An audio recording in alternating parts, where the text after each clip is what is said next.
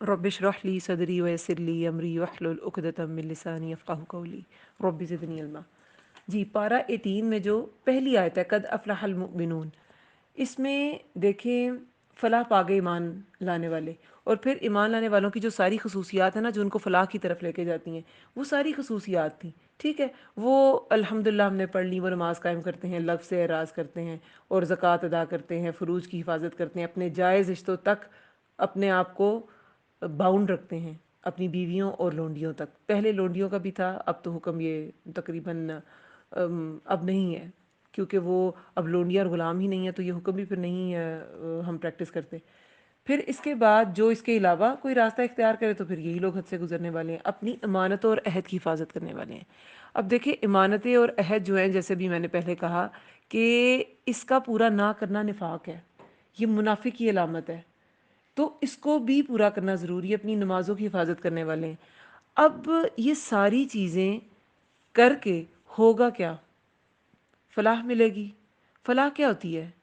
یہ فلاح جو ہے اس کا کیا مطلب ہے؟ اس کا جو لفظی مطلب ہے نا وہ ہے پھاڑنا یا چیرنا، ٹھیک ہے، کاٹنا۔ پھر ایک معنی اس کا کامیابی بھی ہے اور ایک معنی اس کا بقا بھی ہے۔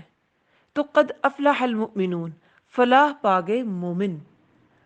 اب فلاح اگر کاشتکاری کی سینس میں آپ لیں، یعنی کاشتکار، فلاح، فلاح کس کو کہتے ہیں؟ کاشتکار کو کہتے ہیں۔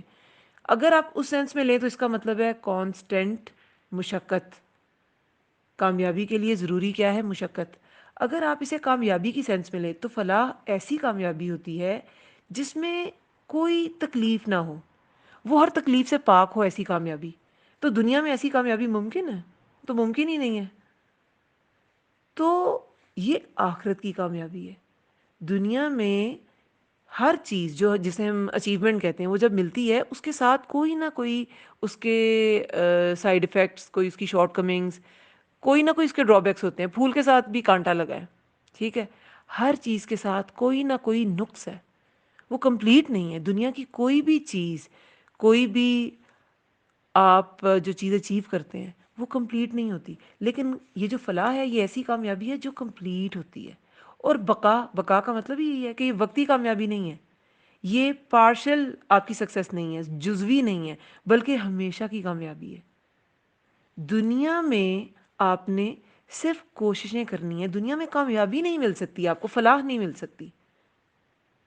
دنیا میں کوششیں کر کے، کاوشیں کر کے آخرت کی کامیابی حاصل کرنا، یہی فلاح ہے، اور وہی مفلح ہے جو دنیا میں کوشش کرتا ہے آخرت کی کامیابی کے لیے۔ اگر دنیا میں کوئی کامیابی آپ کو مل جاتی ہے تو وہ بائی پروڈکٹ ہے، وہ ہاں مل گئی، وہ تو سائٹ کا ایک ایسا فائدہ ہے جو ویسے ہی مل جاتا ہے، اور وہ مل ہی جاتا ہے۔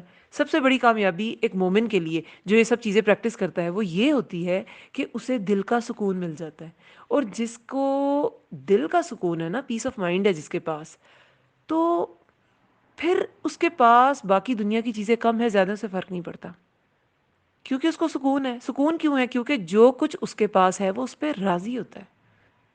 جب آپ راضی ہو گئے نا، آپ راضی ہونا سیکھ گئے، آپ اللہ کی رضا میں خوش رہنا سیکھ گئے، تو پھر آپ کو فرق ہی نہیں پڑے گا کیا کم ہے کیا زیادہ ہے۔ دکھ کی ڈیفینیشن یہ ہے، غم کی ڈیفینیشن کیا ہوتی ہے؟ یہ اللہ کی مرضی اور آپ کی مرضی کے درمیان فرق کا نام ہے، یہ دکھ ہے۔ اگر آپ کی مرضی وہی ہے جو اللہ کی مرضی ہے، جو اللہ نے چوز کیا آپ کے لیے، آپ اس میں خوش ہیں، تو پھر آپ کو غم نہیں ہوگا، آپ کو سکون ہوگا، تو آپ کامیاب ہیں۔ بہت بڑے بڑے امپائرز کھڑے کر لینا کامیابی نہیں ہے، وہ فلاح نہیں ہے۔ فلاح وہی کامیابی ہے جو بالکل دائمی ہے۔ تو یہ تھا قد افلح المؤمنون، اور اس کے لیے پھر آپ نے نماز بھی پڑھنی ہے، آپ نے لغو سے اعراض بھی کرنا ہے، زکوٰۃ بھی دینی ہے، فروج کی حفاظت کرنی ہے، ٹھیک ہے۔ اچھا، اب یہ فروج کی حفاظت میں کیا آتا ہے؟ اب اس میں دیکھیں، صرف ہم ذہن میں کیا آتا ہے کہ یہ جو مرد عورت کے تعلقات ہیں، یا ان کی اوور فرینک ہونا ہے، یا ان کے جو بے تکلفی جسے کہتے ہیں، بے تکلفی ہے، وہ چیزیں ہی ہماری جو ہے وہ بے حیائی اور فحشاء میں آتی ہیں۔ اب جو زمانہ جا رہا ہے، جو ایٹ دا مومنٹ ہمیں مسائل ہیں، وہ اس سے بہت آگے جا چکے ہیں۔ قوم لوط کا سارا عمل ہماری قوم میں آ گیا، امت مسلمہ میں آ گیا، جو LGBTQ اب سٹارٹ ہو گیا. اس سے اپنے بچوں کو، خود کو بچانے کی بڑی سخت ضرورت ہے کہ اب ہر مسلم ملک تک یہ بیماری پہنچ گئی ہے، تقریباً ہر مسلم ملک تک. اور اس میں کیا، اس میں ایجنڈا کیا ہے کہ یہ ایسے لوگ جو کہ آپ کہہ لیں کہ ٹرانسجینڈر تو نہیں کہنا چاہیے، ٹرانسجینڈر تو وہ ہوتے ہیں جو اپنا جو جینڈر ہے وہ چینج کر لیتے ہیں. آپ یہ کہہ لیں کہ جو انٹرسیکس ہوتے ہیں، اس کے لیے خاص ورڈ ہے، مطلب جن کا جو دونوں اس میں فال نہیں کرتے، دونوں کیٹیگریز میں، نہ میل نہ فیمیل. ٹھیک ہے، ایک کمی ہے اللہ کی طرف سے. جیسے کبھی کبھی اللہ تعالیٰ بہت ہی کمی کے ساتھ انسان کو پیدا کرتے ہیں.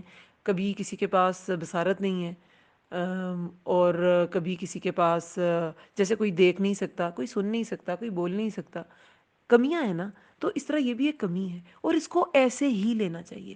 ان کے ساتھ ہمدردی، ان لوگوں کے ساتھ ہمدردی یہ نہیں ہے کہ اس کے لیے آپ ساری دنیا کے جو اسلامی قوانین تو توڑتے ہی توڑتے ہیں، جو معروف ہے وہ بھی توڑ دیتے ہیں. منکرات میں پڑی ہوئی ہیں ساری قومیں، کہ جو عقل سمجھ کو بھی بری لگتی ہے وہ چیز کرنے پہ تلے ہیں سارے. یہ ان کے ساتھ کوئی ہمدردی نہیں ہے.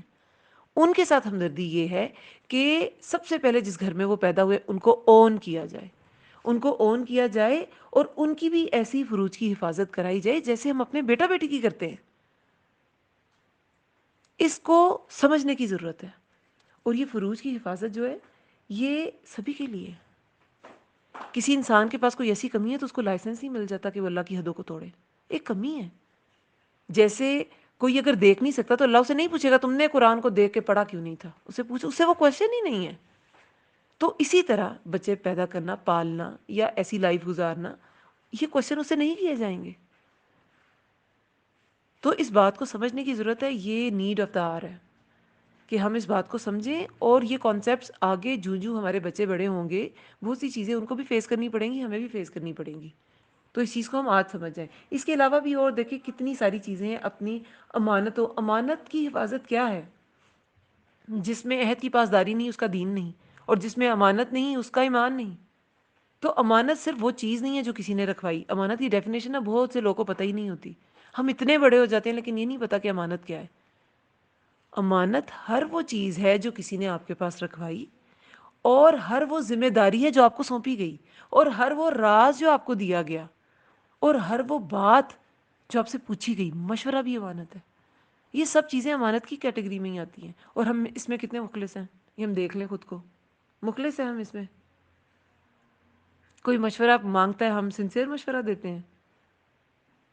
کوئی اگر ذمہ داری ہمیں سونپی جائے، اور جو پاکستان میں جو گورنمنٹ سروس پہ لوگ ہیں ان کا تو بس اللہ تعالیٰ سب پہ رحم فرمائے اور ہدایت دے سب کو، تو بہت ہی برا حال ہے. تو یہ سب امانتیں ہیں. اللہ نے جو ذمہ داریاں دی وہ امانتیں ہیں. جو عہد ہم نے کیے، جب ہم کسی رسپانسبلٹی کو لیتے ہیں، کسی رشتے میں جڑتے ہیں کسی انسان کے ساتھ، یا کوئی آپ اگر اسے بزنس پوائنٹ آف ویو سے یا اپنی کسی جاب کے پوائنٹ آف ویو سے بھی دیکھیں، تو یہ عہد کی پاسداری مومن کی نشانی ہے. اور اس سے پھر کیا ہوگا؟ یہ سب آپ کے ایمان کا حصہ ہے. قد افلح المؤمنون. فلاح پا گئے مومن. مومن وہی ہوگا جس میں یہ سب چیزیں ہوں گی اور اپنی نمازوں کی حفاظت کرتے ہیں. ابن قیم نے کیا کہا تھا کہ ابن عباس نے سوری کہ نماز کا ضائع کرنا یہ نہیں ہے کہ اسے پڑھا ہی نہ جائے، وہ تو کفر ہے. نماز کا ضائع کرنا یہ ہے کہ اسے دیر سے، اتنی تاخیر سے پڑھا جائے کہ اس کا وقت ہی نکل جائے. تو نماز کی حفاظت کریں. پھر یہی لوگ ہیں جو فردوس کے مالک ہیں. کتنی بڑی بات ہے. جنت کا سب سے اعلیٰ مقام ہے. سب سے اعلیٰ مقام. ویسے تو 100 درجے ہیں، ہر درجے میں اتنا فاصلہ ہے جتنا زمین و آسمان کا. نیچے والے درجے کو نہیں پتا چلے گا اوپر کیا ہو رہا ہے. تو فردوس سب سے اعلیٰ درجہ ہے. تو بہرحال اب جو یہ چیزیں پریکٹس کرے گا اس کے لیے فلاح کی خوشخبری ہے. وہ فلاح پا گیا، وہ ایسی کامیابی پا گیا جس میں بقا ہے، جو وقتی نہیں ہے، جو پارشل نہیں ہے، جس میں ہمیشگی ہے. لیکن یہ ساری کیسے ہوگی؟ یہ فلاح کا کام ہے. یہ پھاڑنے کا کام ہے. یہ محنت کا کام ہے. یہ سب محنت کے ساتھ ہوگی. چلیں جزاکم اللہ خیر.